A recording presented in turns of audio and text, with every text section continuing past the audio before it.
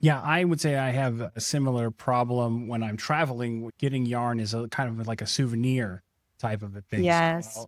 I got this in Italy earlier this year, and it looks like super cool. It's like this crazy ribbon, silk, chaotic mess that I would absolutely never knit with. I used to work at Bread and Maple, and they have a great option. This is their needle binder. So store all its tips, and then it's got, and then it's got pockets for your cables to organize. So for me, this is really nice because I grab these binders and everything is there. Stash has always been a journey for me. Had a really big stash. I've gone down to like absolutely no stash. So it's one of my favorite things to do is organize. But currently, since I'm living in a van, I do organize things pretty differently. So nothing is really organized by the actual like weight, color, anything like that. Hey, it's Johnny, editor-in-chief here at the Yarnist, and this session is a limited time preview from our Big Black Friday sale. We are putting on offer a super duper pass, which includes recordings from all 4 of our major events this year. There's more than 60 hours of knitting content and education, and it includes sessions from amazing designers like Ann Hansen, Kate Atherley, and Wooly Wormhead. And if you want to get on the early bird list, you're going to get a special discount, early access, because we're only going to limit this to 500 super duper passes. And you're going to be entered to win a huge prize that we're going to announce Cyber Monday. So what's the big prize? You're going to get a super duper pass for 2025 and 2026. And let me tell you, the events that we're putting on next year are going to be bigger and better than anything that we did in 2025. So if you want to get on our early bird list and get entered to win that huge prize, go over to yarnist.co/Black Friday. And when you get over there, I've got a special opportunity for you to get even more chances to win. So thanks so much for an amazing 2025. We can't wait for what's going to be happening in 2026. And let's get back to our limited time preview of our super duper pass right now. Nicole. Hey, Hello. Nicole, how's it going?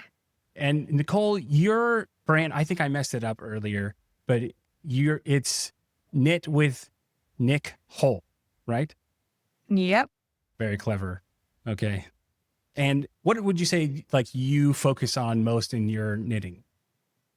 That's a great question. So I teach knitting, and so I focus on kind of those fundamentals, and I like to, what you were just talking about, understand how things work because that helps you learn how to improve and fix mistakes. So I spend a lot of time walking people through how to fix a mistake and how to move past it and continue, even if they have made a mistake. And in my personal knitting, I actually have gotten really into sweaters lately. So I made this sweater that I'm wearing. Beautiful. Thank you. Great. Well, we are super happy to have you here for this panel. Next up, we're going to bring in, we've got Megan Gonzalez with Nurture Knits. Is that the name of your brand? Nurture Knitwear. Nurture Knitwear. Yeah. I knew that I messed that up as well, but It was so close. I know it was right there. And unfortunately, I don't have all of my notes right in front of me, but such is the chaos of putting on live events. What would you say is the focus of your design works? And we'll bring you back in just a second. I love to provide modern knits for busy women. So I love the kind of patterns that you can just take with you everywhere. My projects always live in my purse so that they can go with me to pick up the kids, to wait in line, to whatever, every few minutes, and I pull it out. And for that, you need something that you can easily memorize, get into the rhythm of, not have to look at a bunch of charts all the time. Just more simple, but still really engaging knitting. Well, that sounds like a ton of fun. We're super happy to have you here with us. And finally, we have our last panelist. It is Natalie from Natty Knits, Nitty Natty, sorry. And she looks like joining us from your van, looks like. I am. Yeah, I am in Vancouver, British Columbia, Canada today. And do you want me to share the same question? Yeah, absolutely. For people who Okay. don't know, Natalie has been traveling around the North America and visiting every single state. And now it sounds like you're in Canada as well. So you were doing it before Ryan Trahan. Maybe he started copying you. I watched that or part of that series. I haven't finished all of them. I really like him. He's a lot of fun. But yeah, we've been traveling for the last 2 years in our camper van. I'm with my husband and our dog, and it's been really fun. Our main goal has been to visit different yarn stores or like farms, or now I'm blanking on the word, but places that make yarn. And we've been to, I think, upwards of 150 yarn stores. And my whole kind of thing is that we're creating videos. So a lot of fun video content on YouTube to just like share about our journey. That's fantastic. And I've seen a little bit of your YouTube channel, and I think everybody should go and check that out as well. Today, we're all joining together to talk about getting our stashes figured out, managing the project chaos, and just bringing some order to the tangled mess that is being a knitter. So my first question to you all is, how do you go about organizing your yarn so that you can easily find what it is that you're going to work on next? We'll start with Nicole. All right. I like to organize my yarn by color, and I have little cube shelves with doors that shut on them. So I keep them in there and they're transparent so you can see the color. So it's very visually lovely for me. And then I also sort them by size within there so that when I'm looking for things, I can find both color and the weight of yarn that I need for my project. And then I keep my needles and tools separate from them so that they're not getting tangled or mixed together. And Megan, how about you? I actually start by weight and then by color, because usually when I am looking for something for any project, I fingering weight or heat play or whatever. So I do that. And then I also go by color just because it is so pretty to see that kind of rainbow effect as you go. And Natalie. Mine has definitely changed over the years. I would say I'm pretty similar to the other two when I do have a home space and I have a bigger area for my stash. But currently, since I'm living in a van, I do organize things pretty differently. So like right above me, I have a cabinet about, I would say 2 feet, maybe wide. And I just have everything in project bags. So I basically have my current projects in project bags, just tucked away. So nothing is really organized by the actual like weight, color, anything like that. But yeah, stash has always been a journey for me. Had a really big stash. I've gone down to like absolutely no stash. So it's one of my favorite things to do is organize. And I'm itching when I get home to organize everything that I've been buying as we've been traveling. I think that presents some interesting challenges when you really don't have a home space to make things happen. I know I did the digital nomad thing for a little while as well. And I basically, I had just a project bag, and I was only working on the one project at a time. I have no system for organizing my stuff. My system is to pay my daughter to clean up the mess, and then hopefully I'll find it when I need it. And then, or usually I'll just go buy something else because I can't find the thing that I actually need. So that's how my stash grows, is that it's just, I keep buying the same stuff over again because I can't find what I had before. What is maybe one of your biggest yarn fails that you've encountered when you're trying to keep things orderly? We'll start with Megan. I tend to keep every scrap. So if I have not finished the seam, I keep it. Sometimes I go, why am I doing that? But as a designer, I do a lot of swatches to show different ideas, to test out different things, to maybe try a new stitch.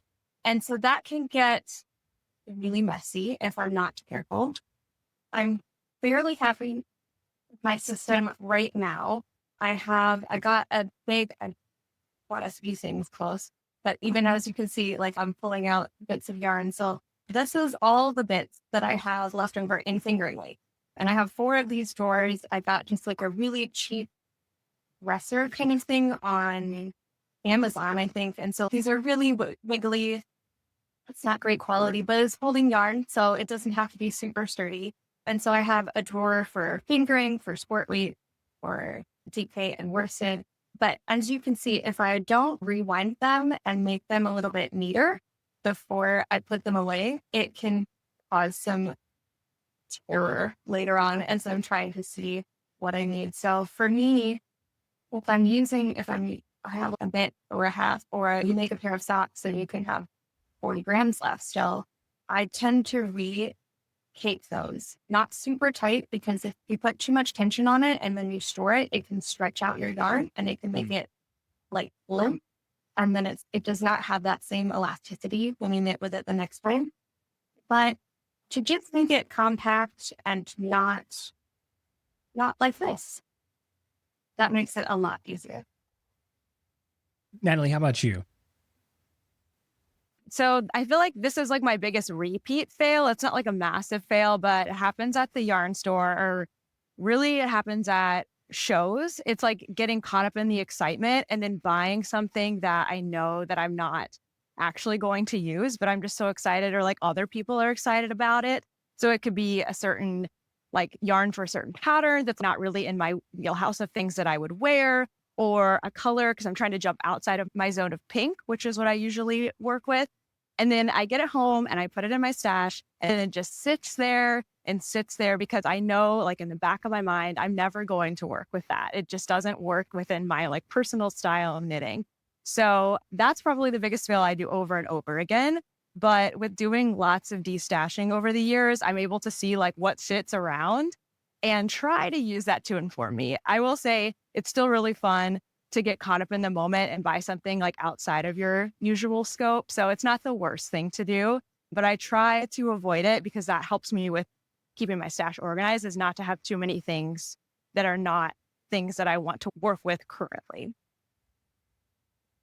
Yeah, I would say I have a similar problem when I'm traveling. Getting yarn is a kind of like a souvenir type of a thing. Yes. So I got this in Italy earlier this year, and it looks like super cool. It's like this crazy ribbon, silk, chaotic mess that I would absolutely never knit with, but it was something that they had only at that store in Venice. And so I was like, oh, that's pretty fun and interesting. And it was very much the character of the store to have a crazy yarn like this, if you saw the patterns that they were designing there. So I feel you. I will buy stuff that I have so much sock yarn that I bought, and I don't knit socks.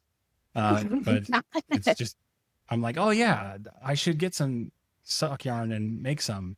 And then there'll be a nice memento of this trip. But You know, go ahead. I have also learned over the years that it is okay for me to have a few, not necessarily a whole wall, but I have a few skeins of yarn that I'm like, I'm not sure we'll ever make anything with it, but it makes me happy just to look at. Well, then Perfectly valid choice. I'll display them up on my wall, and they still bring me a lot of joy, even though I'm not knitting with them. That's a great thing. And I have the same approach. And then Nicole, do you have a story? Yeah, I think two, like one is holding on to yarn past when I know I'm not going to use it. It's like finding someone to give it to, or using it for some other kind of project, not knitting, making pom-poms or something like that. Like just getting rid of some of the yarn that I know I'm never going to use. And then also I think sometimes I just start projects before I realize that like not necessarily having enough yarn for them. And actually the sweater is another example of it, where I started this beautiful silk sweater, but I didn't have enough to do the whole thing. So I found another stash yarn and just used a similar way, but different projects. There have been times before where I let that stop me. Like it just becomes a UFO for a really long time. And now instead I'll be like, I really like this yarn. I want it for this. And then find something else to finish the project with, instead of being stalled because I'm out of the yarn that I needed. That's a great solution. Glad you figured out a way to push past that. That's definitely in the spirit of being fearless.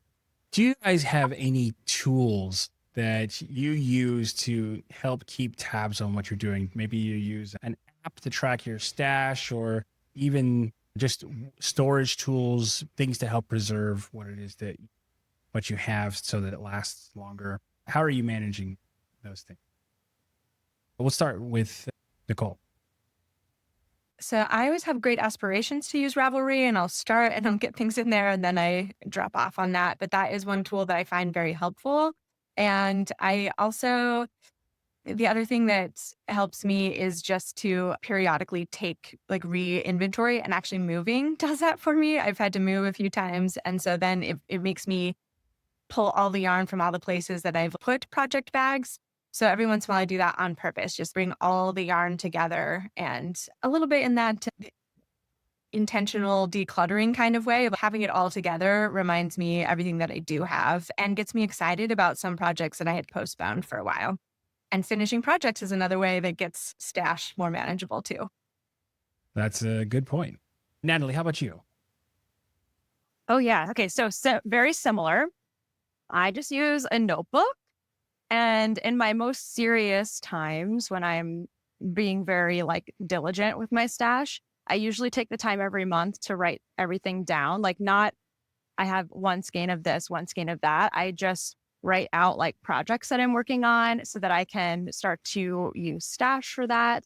I think this was a couple of years ago, but I think I was just doing like a skein total in my stash. So I had done a big clean out and I knew how many skeins I had at the beginning of the year. And then every month I would say, okay, I had 60 skeins last month. Now I have 58. So now I know that it's not realistic that I can use like 20 skeins a month. I need to plan accordingly for what's realistic expectations for me to work through my stash. So just having a little routine for me, writing it down is really nice. I just do a simple like one pager. But I've also seen other people who really like numbers, and they'll make like a Google spreadsheet and they'll have everything tracked in there so that it's very easy to move around and very visual. So I could see myself getting into that when I get back home, because my stash now consists of a more broad range of like random things. And so in order for me to organize it, I feel like I'm going to need a digital system rather than just paper. Yeah, I think a combination of both can be really good. If you have the thing that you're currently working on close by and on paper, it's easy to keep track of that way. And then if you have a bigger sort of master list or database that's in the cloud, then you can combine the best of both worlds. But Megan, how about you? So for me, I have ADHD. And so trying to come up with like tracking things that I just feel myself, I'm not going to keep it up. And that's fine. Like for people who love to track it, that's amazing. For people who don't want to track it, that's also amazing. We're all cool. I keep it out where I can see it. So this is where I work, and this is where I design. I do all my stuff, and I have it on the shelf back here. Those are what I call the live schemes. The ones that I've already knit something with, or I have like scraps of. They'll stay in the closet, so I don't have to stare at those all the time. But then every time I walk in, I glance up, I see what I have. And it's a good way to check in with myself as well. And it was that just looking around and going, okay, I'm about to finish this project. What am I going to work on next? I realized that a lot of my stash I wasn't super happy with anymore. I had gone through a neutral phase for a very long time. I do like to wear neutrals, especially if I'm working on sweaters and things like that. It's nice. They can pair with a lot of different things. But I was not feeling the neutrals anymore. I'm like, for the love of Pete, please give me some color. I need more vibrancy in my life right now. And so then it was really easy to pull out those schemes that I was no longer happy with until I could look at what I had and feel happy and excited to work. That's wonderful. For me, like I said, things are chaos here. I don't even try. To be honest, I could just have whatever I'm working on at the time, and it moves from place to place. Most of the time, it just sits in my backpack. And then sometimes it'll end up on my lap when I'm actually knitting and watching some TV. But I don't think that I've ever used an app or anything to try and track anything. Maybe in the early days, I was trying to use some Ravelry to make that happen. But I'm definitely interested in some of the apps like Knitter's Companion and stuff like that offer some additional tools to be able to make sense of everything that's going on, or at least know, okay, I know that somewhere here in this giant pile of yarn, there is that skein of linen that I bought somewhere. So it exists. Okay, let's talk about needles. Do you guys use a wide variety of needles, or do you stick to an interchangeable set? And how do you manage those? Do you have a bunch of sets of the same size in different lengths, or are most of your needles just living on other projects? How is that going for you? Let's start with Megan. So I've lived an interesting needle journey. I started with just one set of interchangeables at my highest, and I knit with those for 2 years. I love them. They're fantastic. But I knit myself into a repetitive stress injury. I ended up with a pinched ulnar nerve, which is tennis elbow, and was in a ton of pain. So I had to completely change how I held the knitting and my needles and everything else. And it took me on quite a long journey of trying to find the right needles for me that I could knit for longer without any pain. So now I don't even know how many sets of interchangeable needles I throw. I should go through and count. But I do have a favorite, but I keep the others because there are certain instances in which it's nice to use a different kind. I've learned a lot about pairing your yarn with your needles for optimum work. And that is fun. So for me, they're right behind me, so I'm going to grab them. I used to work at Bread and Maple, and they have a great option. These, yeah, I want to because I have that many needles. This is their needle binder. Oh, okay. So store all its tips, and then it's got, it's got pockets for your cables to organize. So for me, this is really nice because I grab these binders and everything is there. So it's not that I used to have all of them in the cases that they came in a drawer, and it felt like carnage every time, just trying to dig through, find what I needed. So this is really nice because I just open it up, I find exactly what I want, and I go. They do also come out and turn into individual cases. So then if I am going on a trip and I'm like, oh, I need this set of needles, or I need that set of needles, or they have a page that you can like mix and match your storage so you can just bring everything that you need for one trip. It's been a great system for me, and it's been shockingly easy to keep up. That's really worked for me. That's really cool. What was that brand again? Bread and Maple. Bread and Maple. Okay. I don't know that I'm familiar with them, but those look really great. They're a Canadian company that works with Ukrainian leather workers. So they have some great product. That's awesome. Natalie, how about you? Yes. Okay.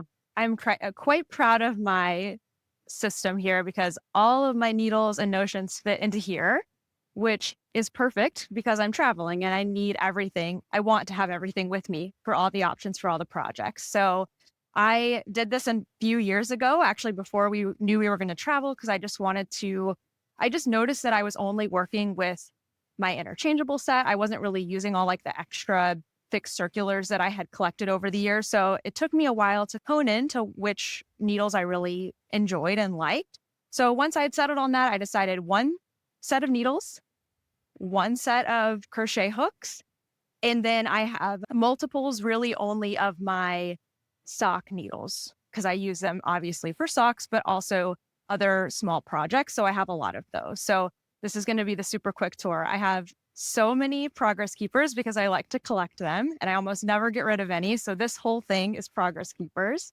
And then I just have two like little binder things that fit in here for fixed needles and smaller tools. And then inside, this is a bag from 5 to 6, I think is what she's called now. And it just has the little, I have double pointed needles too.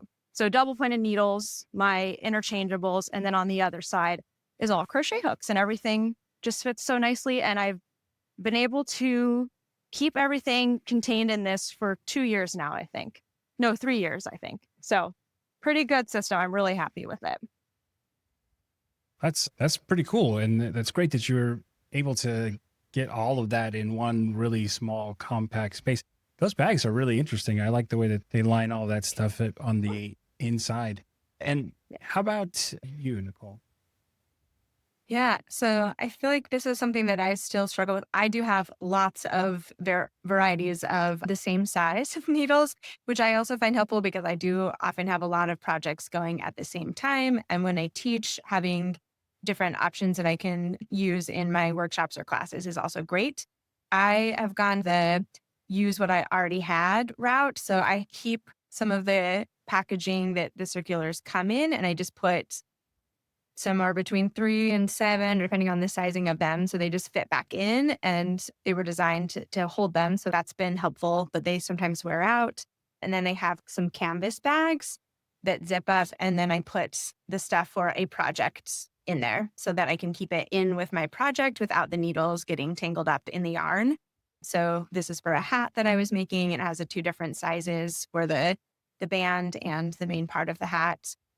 And then I still have and sometimes use this fun little project I did with my mom. I used a sweatshirt from high school and a jean pocket Oh, that's so to cool. make a little, it's for shorter straight needles, but it just sits next to my desk here when I teach, and I can reach in and grab a pair. So these are some of the ones. I don't actually use these as often personally, but they're really great to have handy when I need to show like a quick demo for a student. And it has a fun sentimental value of having made it with my mom. That's great. I love that.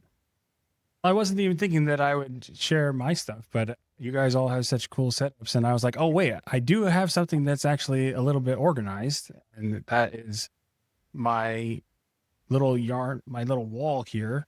So I just redesigned my whole desk space, and I bought this thing at IKEA. So all of my like loose circular needles are here.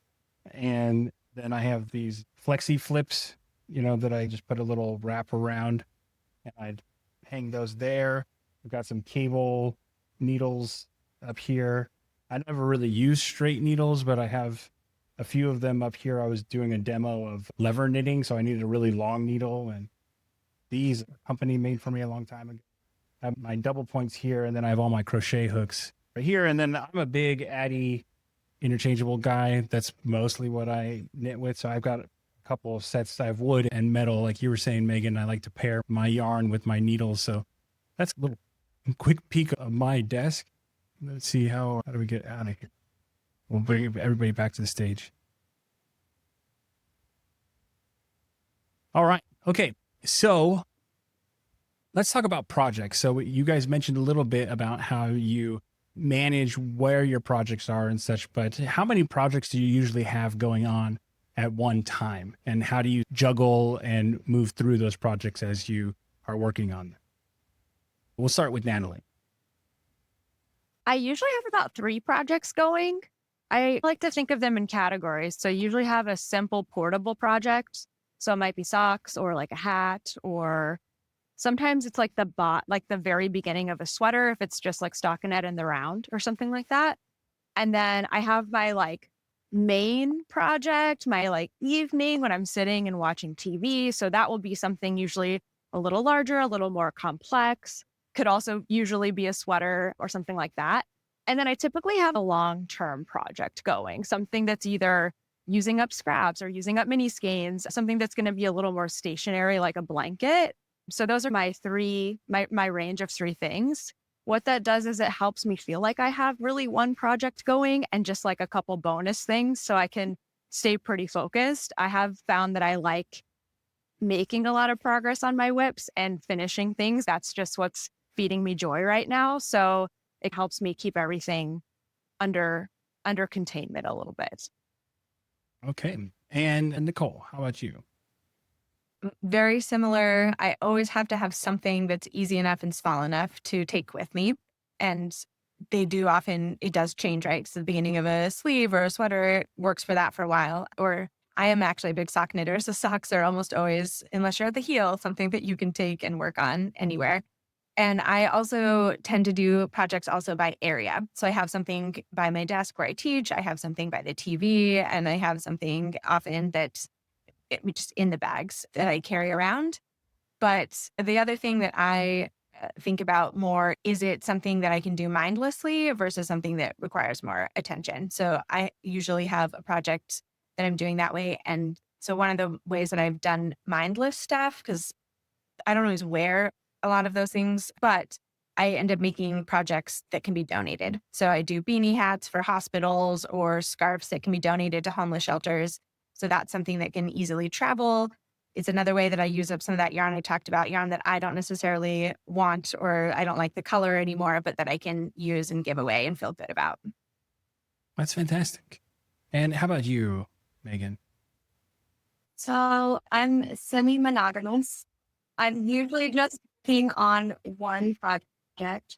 Like I have this sweater that I've been working on, and that I loved it. We live about a mile from the park, and I loved it on my back to the park with me and knit it while I was watching my kids. So size is rarely, I'll usually bring it with me, even if it's a bit bulky, but I like to have a small project just on the back burner for downtime. I will occasionally, if I'm unsure how a sweater is going to fit as I'm working on it, I'll put it on some plastic cords and I'll block it like partway through to go, okay, how is this actually going to look at the end and feel? And is it the right fit? Do I need to change something? So that's nice for just a day or two while I'm waiting for it to dry. So I usually have a hat or a sock or something on the back burner. I'm starting to experiment more with having a small project to take with me, or I recently started knitting at the movies.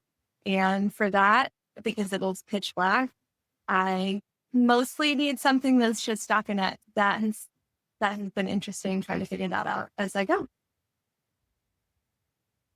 Yeah, I'm a huge fan of knitting at the movies because I'm a huge fan of the movies. And I learned to knit without looking very, very early on. So that doesn't mean that I don't ever look at my knitting when I'm in the movies, but let's say that might come up later for people who are checking out our challenge for today.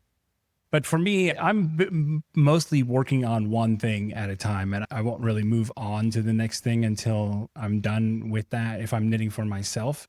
And I don't really design many things anymore, so I don't have things that I need to get up and out into the world. Usually I'm either making something that's to demonstrate an idea in a class or something like that. And so I'll usually those I don't want to spend a lot of time on. So they'll be super fast things that I can do in like a day.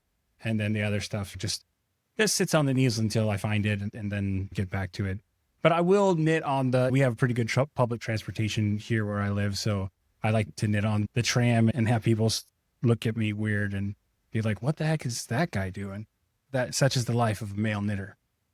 Okay. What is your go-to like stash busting project? It could be a specific pattern or it could just be a particular kind of pattern. But Megan, how about we start with you?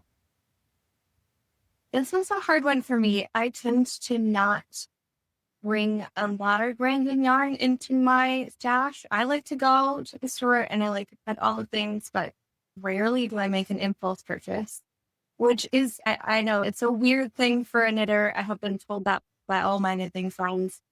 But so for me, a lot of it has a plan already by the time I come in. So if I do have some skeins, I tend to overbuy for a sweater. So I will buy 7 skeins if I made 6. So those a lot of times will turn into a towel or a hat or something like that. So that's nice to just use up a spare skein that I have. Okay, that's great.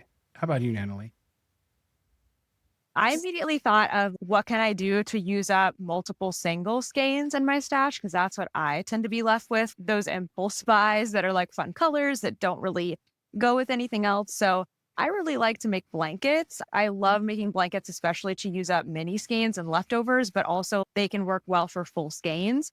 Right now I'm making a blanket it's not technically stash because I'm using it right away. I feel like that's not really stash, but I'm using up full skeins of fingering weight pretty fast by holding it double and crocheting with it. So not only am I picking like my fastest yarn skill that I have, which is crochet, but I'm also holding the yarn double. So it's eating up the yarn really fast. It also blends the yarn really beautifully because I'm holding it double and I'm getting to make these gorgeous squares that are all going to go into a blanket. So it doesn't matter if the colors aren't perfectly matching because I'm going to create this like patchwork quilt basically at the end. So if you can make up squares and hold your yarn double or even triple. I've even seen blankets where people hold like six strands of fingering weight and use like a really big needle and just knit garter stitch. And the more random it is, the more fun it is. So if you have something you just really want to use up, I think make a blanket, do your TV knitting or crochet and use it all up. I think that's a really great tip. And I'm a huge fan of marling when you're holding multiple strands of colors together. I think that's a great way to do that. And Nicole, how about you? Yeah, blankets and scarves, same thing, actually help double. Then also when one runs out, you can just add the second one in and not have to worry so much about measuring or figuring out how much you have of each one.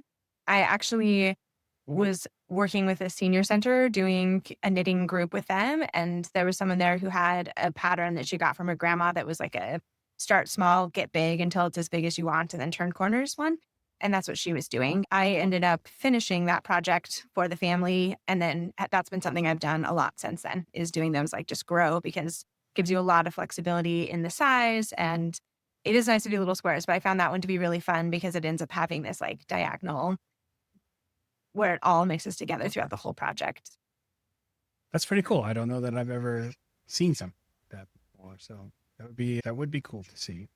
And for me, I decorate with my little stash of yarns. If I have like bits and scraps of things that I haven't figured out how to use, they just go into different little projects. And I am also a hat knitter. Like usually like I use up the skein in that.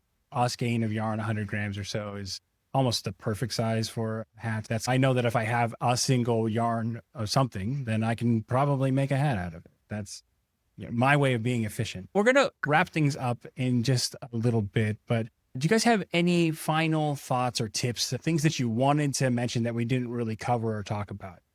We can start with Natalie. Yeah, okay. So like I said, I love talking about stash.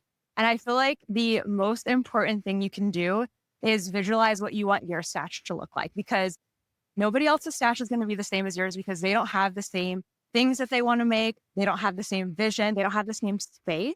So before you start feeling bad about yourself or how your stash looks, because I think that's how we all start. Oh my gosh, there's so much. I don't know how I bought all this. I don't know how I'm going to use all this. Stop and just think about what you actually want it to look like. If you had the perfect circumstances, how would you have your stash look? Would it be like a yarn store where you just have so many options and you have things hanging and it's very colorful? Would it be very minimal? Would it be anything that would fit in like a treasured family piece of furniture? Start with that. Take what you have that will work with what you have in the space for currently, and just give yourself time to get it there. I don't think anyone should feel guilty for the stash they have, and it takes time to get it to that perfect space for you, and it's always going to be changing. And it may never actually get there, and that's okay too. If it never ends up the beautiful Pinterest-worthy photo, most lives don't look like Pinterest. So absolutely. Nicole, how about you? I think the other thing that I would say, or that I've thought about too, is just that I don't want the management of my stash to keep me from actually knitting. So I do want to like put things together and have what I need accessible, but I mostly want to be knitting. So if your stash is not looking beautiful or whatever that's fine. That's the point, is to be using it and to be creating the things that you want to and having the time and space for that. And I think just that same thing of like, we're not doing ourselves any favors by beating ourselves up or comparing ourselves to somebody else. That's not the point. It will change and evolve, and that's great. But and taking one small step, putting a beautiful piece of yarn where you can see it, maybe that's good enough for now. Putting stuff in a box and putting it somewhere else so it's not visible if that's what's bothering you. Just taking a step towards making it more what you want can be really great. Yeah, I think that if you want to live in a space or spend time in a space that's consistently well organized, then you should probably open up a yarn store, because then it will always need to be. Yeah. But Megan, how about you? I have two things. So I know being a monogamous or even a project knitter, for a lot of knitters, at least that I have met, that's that's uncommon. They're like, oh no, I have 8 projects. I have 15 projects. I have 25 projects. So if you are somebody who likes more projects, more power to you. That's amazing. But my friend who is a multi-project knitter all the time, she organizes hers by when new yarn comes into the house, she prints off the pattern that she wants it to go with and frequently even takes the needles and puts those in a bag together. And I don't care if that bag sits there for 2, 3, 4 years before I need it. I know that there's a plan for it. And that is enough to make me feel calm and happy about it. So I think that's the main thing. Do you want to see it? Do you want it to be planned for? Like for her, she can just grab any bag and be ready to go. And for some people, that may be a great fit. But the other, I think, building off of what the other two ladies have said is don't be afraid to let go of yarn. If it's not making you happy anymore, if it's making you feel stressed, if it's making any of that, but it will find an amazing new home in which somebody will love it and be excited about it. Let it have, if it's not making you happy anymore, it'll make somebody else happy, and let it go find that happy place. And you don't need to feel guilt about that you didn't want it or about the money that you'd spent or, like that money was worth it to have it in your life for the time that you had it there and it made you happy at that time. And that was worth it. And now you can just give it away with peace or sell it or however you choose to de-stash and just focus on enjoyment because that's the main thing with knitting. Those are some fantastic tips. I really resonate with both of those. For me, I would just say that think outside of the box, and there's lots of things that you can do with yarn that's not just knitting or it's not crocheting. And I think that especially if you have stuff that you're just like, I don't know what I'm going to do with this, or I'm not going to do anything with it in a project, then there's lots of cool yarn crafts that you can use. Or like making pom-poms is something that my kids love doing together, and just taking all the different yarns and colors and cutting them up and putting them into little rugs or wreaths or stuff like that, or things that can be decor items, I think are pretty cool. And also just using it as a way to practice your knitting and practice swatching and stuff and testing out stitch patterns. You don't have to be wanting to learn design. It's just a low effort way of learning new skills, because you can just make something super small and it doesn't have to be anything. Or they're really great to frame in picture frames if you want to display your knits as art. That would be my quick addition to the conversation. All right, we're going to wrap things up here. Ladies, where can people find you if they want to learn more about what you're doing in your knitting journey? Let's start with Megan, and we'll go to Nicole and then Natalie. As I said at the beginning, I'm Nurture Knitwear, so you can find me on nurtureknitwear.com. I have a dozen free patterns, like PDF patterns to download, and then I am now also releasing a new pattern each month, both a paid pattern and an old pattern I'm releasing for free on the blog each month there. And then I'm also on Ravelry and Etsy. I have over 100 patterns out now, and there's still something for everyone. If you like lace, if you like mosaic, I love to experiment and try different things. And so I hope you'll reach out and enjoy me. Great. I am on Instagram and Facebook as well at by Nick Hole. And I also have my blog website, Knit by Nick Hole, where I actually have a blog post about people read like they knit. If you are a monogamous knitter, you're probably a monogamous reader as well. But just some fun blog posts like that. And then I also teach, so you can reach out for private lessons if you are interested in that. I'm on everything as Knitty Natty for my first name, Natalie, but you'll also see Love and Stitches in some places because that's just like my all-encompassing stuff. I'm mostly on YouTube and Instagram. I put out 2 YouTube videos a week. One is just like a kind of standard podcast talk about my projects. And then right now, our other video is our Canadian series. So please come and watch that. We're doing vlogs for every province, showing lots of different yarny things. And then also travel. We're big like national parks people. So lots and lots of that stuff. That's great. Ladies, thank you so much for taking time out of your day to share your tips and your knowledge with everybody here. We look forward to having you involved in future events, and it's been really nice spending time with you all. We will be putting links to all of their websites, and we're going to have an updated panelists page into the guide, so you'll be able to find all of the things that they were talking about and easily follow them and go support them and their work. Thank you all, and we are going to head over into a break in just 1 minute, and then but first we're going to talk about a sponsor. All right, ladies, we'll see you later. Thanks so much. Thank you. Thank you.